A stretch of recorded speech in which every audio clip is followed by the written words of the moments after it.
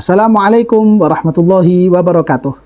Alhamdulillah kita bisa kembali lagi dalam kajian kita pada channel YouTube yang selalu kita nanti, yaitu channel YouTube MZT Malang Raya. Mudah-mudahan kita semuanya senantiasa mendapatkan barokah dan rahmat dari Allah Subhanahu wa taala. Urusan-urusan kita senantiasa diberikan kelancaran dan kemudahan oleh Allah Subhanahu wa taala. Amin ya rabbal alamin. Para pemirsa, para pecinta channel YouTube MZT Malang Raya dimanapun Anda berada, pada kesempatan kali ini kajian kita merupakan kajian atau pembahasan pelengkap dari keterangan-keterangan kitab Fathul Qorib yang telah kita kaji dan telah kita bahas pada video-video sebelumnya. Yang mana maksud kami dari pelengkap kajian adalah sebagaimana sebelumnya kita membahas tentang masalah nusyuz. Yang mana keterangan yang disebutkan di dalam kitab Fathul Qorib, nusyuz di situ adalah bentuk pelanggaran yang dilakukan oleh seorang istri. Kadang akan timbul pertanyaan, apakah pelanggaran itu hanya dilakukan oleh istri saja? Hukum-hukum yang berkaitan dengan nusyuz, apakah itu terfokuskan dan terkhususkan kepada istri saja? Lalu kemudian tidak ada hukum, tidak ada ketentuan-ketentuan ketika yang melakukan pelanggaran tersebut adalah seorang suami. Suaminya yang melakukan pelanggaran, suaminya yang melakukan nusyuz. Dalam artian, si suami tidak melaksanakan, tidak memberikan hak-hak wajib milik istrinya. Apakah tidak ada pembahasan yang seperti demikian? Oleh karena itu penting kami sampaikan, penting kami bahas tentang ketentuan-ketentuan syariat tentang pelanggaran yang seperti demikian. Namun, karena keterangan ini tidak disebutkan dan tidak dibahas di dalam kitab Fathul Qorib, sehingga kami mengambil keterangan yang ada di dalam kitab Al-Iqna.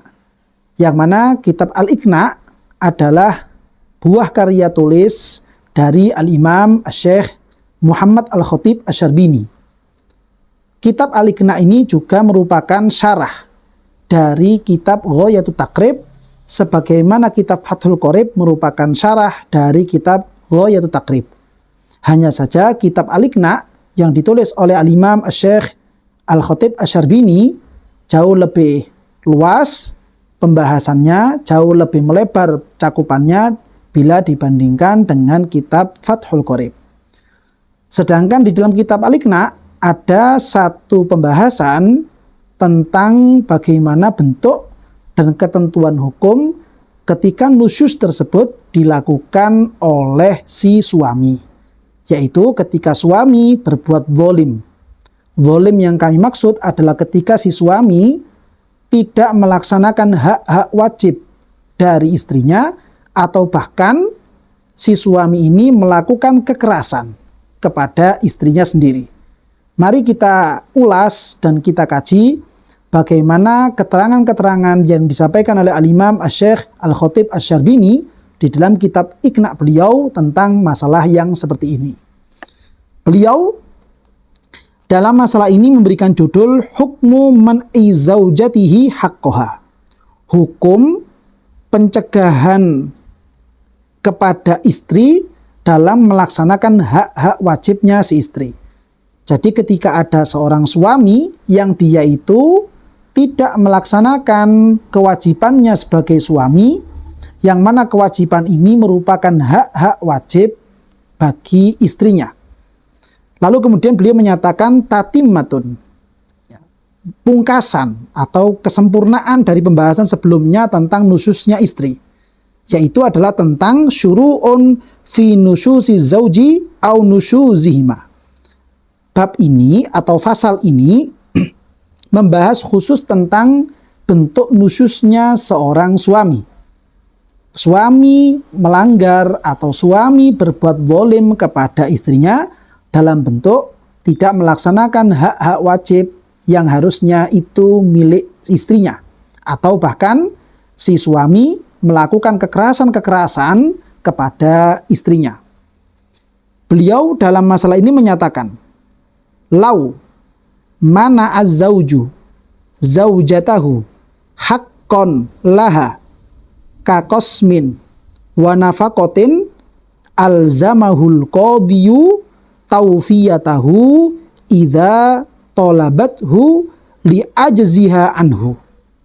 Yang artinya, seandainya apabila terjadi seorang suami yang dia itu mencegah, maksud mencegah di sini adalah tidak melaksanakan, tidak memberikan terhadap istrinya apa yang tidak diberikan, haqqon laha, hak wajib bagi si istri, hak wajib milik si istri. Ada suami yang dia itu tidak melaksanakan hak wajib milik istrinya. Ini merupakan suatu bentuk nusyuz yang dilakukan oleh suami. Beliau Syekh Al-Khatib Asy-Syarbini memberikan contoh. Misalkan kakosmin wa nafaqatin. Seperti si suami ini tidak melaksanakan jatah inap kepada istrinya. Seandainya ada seorang suami yang suami ini memiliki istri lebih dari satu. Dia punya 2 istri, atau 3 istri, atau 4 istri. Lalu dari istri-istri ini, si suami tanpa ada sebab tidak memberikan jatah inap kepada istrinya. Maka ini merupakan perbuatan zalim yang dilakukan oleh suami. Suami tanpa ada sebab tertentu, dia sudah tidak melaksanakan hak wajib milik istrinya. Wa nafaqatin. Contohnya lagi seperti nafkah. Si suami tidak memberikan nafkah kepada istrinya.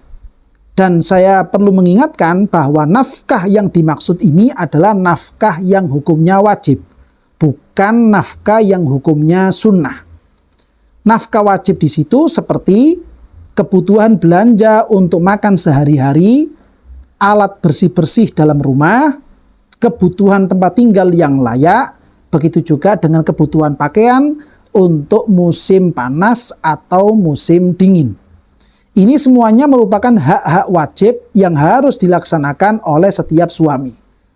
Dan satu lagi yang terlewatkan yaitu adalah masalah mahar. Mahar merupakan hak wajib bagi setiap istri. Sehingga suami memiliki kewajiban untuk menyerahkan, membayarkan mahar milik istrinya ketika setelah akad nikah, si suami masih belum menyerahkan mahar kepada istrinya. Ini merupakan hak-hak wajib milik istri. Misalkan ada seorang suami yang dia itu sudah beberapa hari tidak memberikan uang belanja makan, baik kepada istrinya atau kepada anak-anaknya. Si suami tidak memberikan alat bersih-bersih untuk rumah. Untuk alat bersih-bersih dalam rumah butuhnya itu apa saja, suami tidak membelikan, tidak menghiraukan, dibiarkan begitu saja. Berarti ini merupakan bentuk kezaliman. Atau ada seorang suami yang dia itu sampai bertahun-tahun tidak memberikan mahar atau mas kawin milik istrinya yang sudah disepakati saat akad nikah. Tidak diserahkan, padahal si suami sebenarnya mampu untuk membayar mahar tersebut. Tapi si suami sampai beberapa tahun tidak melaksanakan hal tersebut. Atau si suami ini dalam kondisi mampu, tapi dia enggan atau tidak mau memberikan pakaian-pakaian yang dibutuhkan oleh istri, baik itu pakaian untuk musim panas atau pakaian untuk musim dingin. Hal ini tidak dilaksanakan oleh si suami. Maka ini merupakan bentuk kezaliman yang dilakukan oleh si suami terhadap istrinya sendiri. Ini yang dimaksud dengan laumana azauju zaujatahu haqqon laha. Ketika terjadi seperti ini bagaimana? Alzamahul qadi taufiyatahu idza talabathu li ajziha anhu. Maka pihak qadi, pihak hakim atau pengadilan, atau kalau konteksnya dalam negara Indonesia, maka di situ bisa jadi juga adalah pihak KUA sebagai kepanjangan tangan dari pengadilan agama. Pihak qadhi atau pihak KUA memiliki kewajiban untuk menekan kepada si suami yang telah berbuat zalim ini supaya taufiyatahu, supaya melunasi, membayarkan, memberikan, menyerahkan segala hak wajib milik istri yang masih belum dilaksanakan. Ini perlu diberikan oleh suami atas dasar tekanan dan perintah dari hakim, perintah dari pengadilan agama, perintah dari pihak KUA. Idza talabathu. Namun kewajiban membayar ini ketika si istri meminta hak tersebut kepada suami. Sehingga dari keterangan Syekh Khatib Asy-Syarbini barusan yang kita baca, ketika terjadi kezaliman seperti ini, lalu kemudian istri ini mengangkat kasusnya hingga kepada pengadilan, lalu pengadilan mengabulkan permohonan dari istri yang telah terzalimi, maka qadhi kemudian berkewajiban untuk menekan dan memerintahkan suami supaya melunasi segala hak wajib yang belum ia laksanakan. Hak wajib milik istri yang masih belum dilaksanakan. Ini wajib. Sehingga berarti ketika misalkan ada seorang suami yang dia itu melanggar aturan-aturan hak wajib seperti ini. Si suami tidak melaksanakan kewajibannya sebagai seorang suami. Lalu kemudian ketika istri ini tahu dan sadar bahwa dirinya diperlakukan zalim seperti ini, dia diam saja, tidak sampai mengangkat kasusnya hingga pengadilan, tidak melaporkan kasusnya kepada pihak KUA, sehingga kemudian tidak ada bentuk tindak lanjut dari pihak qadhi atau dari KUA kepada si suami. Maka dari sini si suami masih belum mendapatkan kewajiban untuk menyerahkan hak-hak wajib yang telah dia langgar, yang telah dia zalimi dalam masalah rumah tangga. Ini belum ada kewajiban. Namun perlu saya ingatkan, walaupun belum ada kewajiban, ini hanya sebatas dalam masalah duniawi saja. Dalam masalah akhirat nanti, ketika mereka berdua dikumpulkan dan dipertemukan di alam mahsyar, maka di hari itu sudah tidak ada kezaliman di mata Allah, tidak ada kezaliman di mata para malaikat, di mata seluruh manusia. Artinya semua mazlamah, semua bentuk kezaliman harus dituntut dan dikembalikan kepada mereka-mereka yang berhak. Oleh karena itu, penting bagi para suami supaya jangan sampai melakukan kezaliman kepada istrinya. Begitu juga kepada istri. Sekiranya istri ini merasa bahwa dirinya telah dizalimi oleh suami, maka jika memang dia mampu, meminta tolong kepada tetangga, meminta tolong kepada saudara, meminta tolong kepada keluarga supaya bisa mengantarkannya kepada pengadilan, sehingga pihak pengadilan bisa menentukan sikap, bisa memberikan tindak lanjut bagaimana kira-kira suami harus berperilaku kepada istrinya. Sehingga nanti di situ akan muncul kewajiban suami melaksanakan kewajibannya, suami memberikan hak-hak wajib milik istrinya, sehingga kezaliman ini tidak sampai berkelanjutan, kezaliman ini tidak sampai berlarut-larut, sehingga tidak ada pihak lagi yang dizalimi atau berbuat zalim. Ini keterangan yang penting untuk kita pahami dari apa yang disampaikan dalam kitab Iqna oleh Syekh Al-Khatib Asy-Syarbini. Mudah-mudahan apa yang kita kaji ini betul-betul menjadi ilmu yang manfaat dan barokah. Dan barangkali ada keterangan-keterangan yang kurang jelas atau mungkin ada pertanyaan-pertanyaan susulan, maka bisa Anda sampaikan melalui kolom komentar atau melalui nomor admin yang telah tertera pada layar YouTube Anda. Mudah-mudahan kita semuanya senantiasa dilindungi oleh Allah Ta'ala dan keluarga kita menjadi keluarga yang penuh dengan sakinah, mawaddah, warahmah. Amin ya rabbal alamin.